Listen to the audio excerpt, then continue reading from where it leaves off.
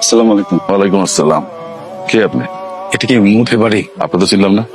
যে আমি ঢাকা থেকে আসছি, মোয়ের ক্লাসমেট। আমার নাম মাহিন। এই তোমার কতবার বলছি আমার ভাঙা ছাতা দিবে না? আঙ্কেল, আমি মনে হয় একটু ভুল বলে ফেলেছি। মৌ বলেছিল ওর মামা বাড়িতে থাকে। এক কাজ করো, ছাতা না লাগবো না। আঙ্কেল, মৌকে কি একটু ডাকা যাবে? ওর সাথে একটু কথা বলতাম। আপনি তো মোয়ের মামা, তাই না? খড়গুলা ডাকছো তো ঠিক মতো? আমার সাথে কথা বলতেছেন না কেন আপনি? কখন থেকে আমি মৌয়ের কথা জিজ্ঞেস করতেছি, প্লিজ আমাকে একটু উত্তর দেন না। মৌ কোথায় আছে? দেখা করাটা খুব খুব জরুরি আঙ্কেল। একটাবার একটু ওকে একটু বলেন না। কি শুনুন তোমার কথা? মোর কাছে, তাই না? মোর সাথে তোমার দেখা হইব না। নাই, তুমি যেখান থেকে আসছো সেখানে চলে যাও তো বাবা, যাও যাও। আমি চলে যাবো। একবার শুধু একটু মৌকে ডাকেন, একটু দেখা করে যাই। তুমি জানি কি বলছিলা? কোনো দুজন বন্ধু কিছু জানো না তুমি? মৌ নাই। নাই মানে? মৌ মারা গেছে। এই চলো ভিতরে চলো। পোলারা দেখো বৃষ্টিতে ভিজা কেমন শীতে কাঁপতাছে, আমার না খুব খারাপ লাগতেছে। একটা মেয়ে মারা গেছে শোনার পর বেহায়ের মতো দাঁড়ায় আছে। একটা কাজ করো না, একটা গামছা নিয়ে যাও, গা পা মুইসা একটা ছাতা দিয়ে ওরে বিদায় করে দাও। এই তুমি কি পাগল হয়ে গেছো? বৃষ্টিতে দাঁড়া দাঁড়া ভিজলে কি তোমার কাছে মৌ চলে আসবে? তুমি মৌরে পায়ে যাবা? তোমার কতবার বলছে চলে যাও, তুমি তাও ছুটির মতো দাঁড়ায় আছো এখানে। আমার না এখান থেকে যেতেও ইচ্ছা করছে না। মনে হচ্ছে যে মৌ আমার আশেপাশেই আছে। আপনি আমাকে বলবেন মোর কবরটা কোথায়?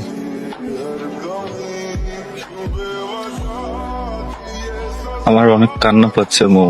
আপন মানুষ কাঁদলে নাকি মৃত ব্যক্তির খুব কষ্ট হয়। আমি তো তোমাকে অনেক ভালোবাসি না? এত ভালোবাসার পরে কেন আমাকে ছেড়ে চলে আসছো তুমি? আমাকে একটাবার বলতা, আমি সব ঠিক করে ফেলতাম মৌ।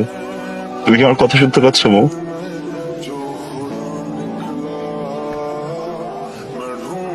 যাইবা না মানে?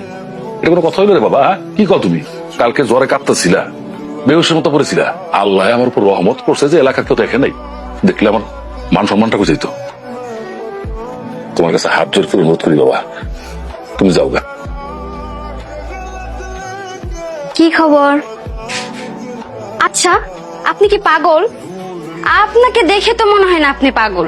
এলন, খাবারটা খায়ালন, খাওয়ার পর ওষুধ খেতে হবে। আপনি যদি খাবারটা খান তাহলে আপনার একটা খুশির সংবাদ দিব, যেটা শুই না আপনার মনটা ভালো হয়ে যাইব।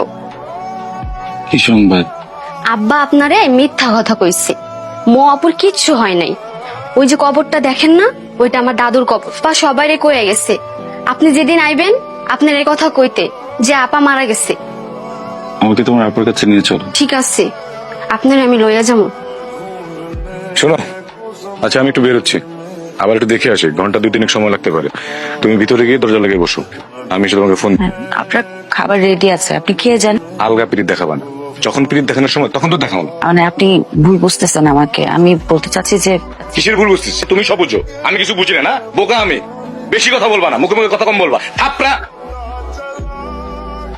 আরশি, তুই এখানে কি করতেছিস? আমারে মাফ করে দিও। আরশি, কি করছিস সেটা তুই? কতবার বুঝায় বলছি না? কি বলছি আর কি করলি?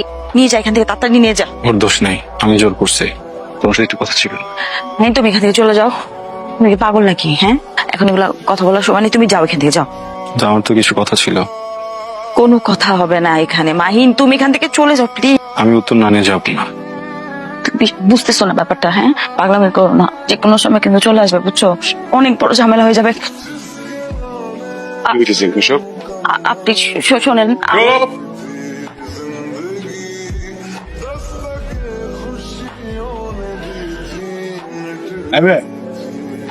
দেখেছো? হ্যাঁ, তোমাকে বলতেছি। কি নাম তোমার? তোমাকে জিজ্ঞেস করছেন? সরি ভাইয়া। কি নাম? মৌ। সুন্দর। ভয় পাইছো? ভয় পাওয়ার মতো কিছু নাই। তুমি যেটা দেখছো ওটা মারামারি ছিল না, শাসন ছিল। এখানে ভয় পাওয়ার কিছু নেই। আমার বাবা মা নেই। সরি, তুমি তো অনেক লক্ষ্মী, শান্ত, এই জন্য তোমাকে ভালো লাগছে। তোমাদের নামে অভিযোগ শুনতে শুনতে তো আমার অবস্থা শেষ। আরে তোমার নাম যেন কি? মাহিন। তুমি অতি বাড়া বেড়েছো। Sorry sir. আমাদের এই ইউনিভার্সিটির একটা সুনাম ছিল। আজকে তোমাদের এই কয়েকজন ছেলের জন্য ইউনিভার্সিটিটা বদনাম হয়ে যায়। আমি যেন আর কখনো তোমাদের নামে কোন ধরনের অভিযোগ না শুনি। কি ব্যাপার? এই ছেলেটাকে আমি বকলাম, ছেলেটা আমল দিল না, চলে গেল। এই মেয়েটাকে? স্যার, ও তোর কাজিন সিস্টার। কেমন আছো তুমি? ভালো। তুমি ভালো নাই? গতকাল থেকে অনেক জ্বর। তোমার জ্বর। কাউকে যদি কিছু বলতে চাই আর বলতে না পারি তখন খুব জ্বর আসছে। তুমি তো আমার সাথে মিথ্যা কথা বল। ওরা ওরা কি নিয়ে কথা বলতেছে? পড়াশোনা নিয়ে কথা বলছে আর কি স্যার। যতটা তো কমানো দরকার, তাই না বলো? আই লাভ ইউ মো, অনেক ভালোবাসি। তোমার সরলতার প্রেমে পড়ে গেছি। Will you be mine?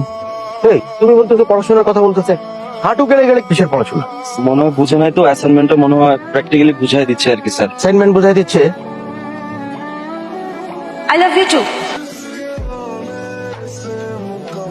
কি খবর মো? কোনো খবর নাই। মোরে টিস করছি। দেখ, যা হবার হইছে। শুধু শুধু মেয়ে মানুষ নিয়ে নিজেদের ভিতরে ঝামেলা করার দরকার নেই, বাদ দে। জি আঙ্কেল, আপনার শরীর ভালো? আপনি কেমন আছেন? ভালো কি করে থাকি বলো মা? ভার্সিটি পাঠাই লেখাপড়া করার জন্য ক্লাসমেটকে মেরে রীতিমতো হসপিটালাইজ করে দিল। আসলে আঙ্কেল, মাহিনের কোনো দোষ নেই। ছেলেগুলো অনেকদিন ধরে আমাকে উত্তপ্ত করছিল। তো তার আইন সম্পর্কে তুমি কতটুকু জানো? আই মিন ওর ফ্যামিলি ব্যাকগ্রাউন্ড, ওর ফ্যামিলি বিজনেস, প্রপার্টি। না আঙ্কেল, ওরকম তো আসলে কখনো প্রয়োজন মনে করিনি জিজ্ঞেস করার। কখন আসছো তুমি? আসছি অনেকক্ষণ ধরে। তুমি তো অ্যাটলিস্ট আমাকে জানাতে পারতে, তাই না? না, আমি এসেছিলাম আসলে তোমার খোঁজ নিতে। আমি তাহলে আজকে উঠি। অসুবিধা নেই, আজকে খাবে? না আসলে আমরা একটা টিউশনি করি তো, টাইম মিস করা যাবে না আঙ্কেল। আমি আজকে আসি। আসসালামু আলাইকুম। মাহিন, তুমি যদি এরপর থেকে আর মারামারি করো, তার কোনো যোগাযোগ করবো না। হ্যাঁ, কারণ তোমার বাবা কিন্তু অনেক আপসেট ব্যাপারটা নিয়ে। পরে কিন্তু এই পুরোটা দায়ভার আমার উপরে আসবে। তুমি প্রমিস করো যে তুমি আর কখনো কোনো মারামারি, গ্যাঞ্জাম, কোনো ঝামেলার মধ্যে যাবে।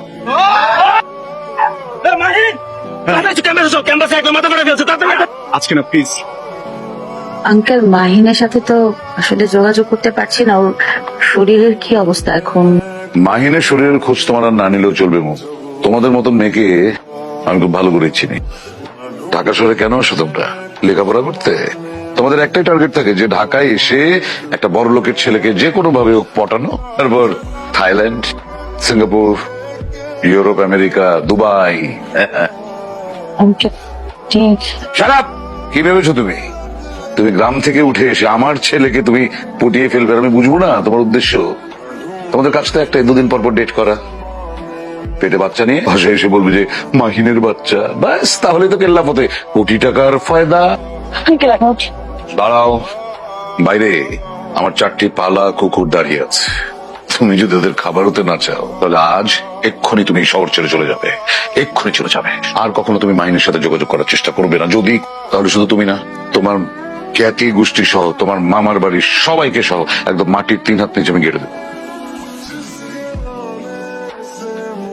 উপস্থিত মুরব্বী, আমরা আপনারা তো সবই শুনলেন, সবই জানেন। আর ওরে শাস্তি তো দেওয়া হয়েছে অনেক। আমি বলতে চাইছিলাম কি, বাইরের মানুষ এবার ওরা আমরা বিদায় করে দিই, ছেড়ে দিই ওরা। ওরা এত বড় সাহস আমার বাড়িতে ঢুকে আমার বই লাগে যাতা খুশি করবো? ওরে আমি কাইটটা গাঙে ভাষায় দিব। ওরা এত বড় সাহস কি হলো? খবরদার! কি করলি? ওর গায়ে কোনো হাত দিবেন না, কিন্তু ওর গায়ে কোনো হাত দিবেন না। আবার কথা গাঙ্গমন্দির কি বল আমি কি করছি? অন্যায় যা করার সব আমি করছি। আমি তোর লগে অনেক বড় অন্যায় করে ফেলেছি রে মা। তোরা এই পশুটার কাছে বিয়ে দিছিলাম। তোরা কইলে যাবো রে মা। আমি নিয়ে যাই ওরে, ওকে অনেক ভালো রাখবো, অনেক আদরে রাখবো। কোনোদিন ওর দিকে কড়া চোখে তাকাবো না। মানুষটা তো আমারই। কিভাবে যেন আমার কাছ থেকে অনেক দূরে চলে আসছে। এখন আমাকে বলতেছো নিয়ে যেত? মাইয়া তোমার বিবাহিতা। 2 দিন পরে যখন তোমার কথাটা মনে পড়বো, তখন যে তুমিও পশুটার মতো লাগে আচরণ করবো না, তার কি গ্যারান্টি আছে? আপনি ওকে আরো 100টা বিয়ে দেন, কিভাবেই ভালোবাসবো। আমি না ওকে কোনো স্বার্থে ভালোবাসি নেই। ওকে ভালো রাখার জন্য যা করতে হয় সবকিছু করবো। কিন্তু ও আমার প্রথম ভালোবাসা। আমি ওকে নিয়ে যাই না। ঠিক আছে, তুই যখন ওরা ভালোবাসো, যদি ওরা সুখে রাখতে পারো তাহলে যাও, নিয়ে যাও। নিয়ে যাও মানে? আমার সিদ্ধান্ত কোনো দাম নাই? আমি কে? আমি কি একটা মানুষ না? সিদ্ধান্ত কি কোনো দাম নাই মামা? আমার স্বামী খারাপ হোক ভালো হোক যাই হোক আমার সংসার তার সাথেই করতে হবে।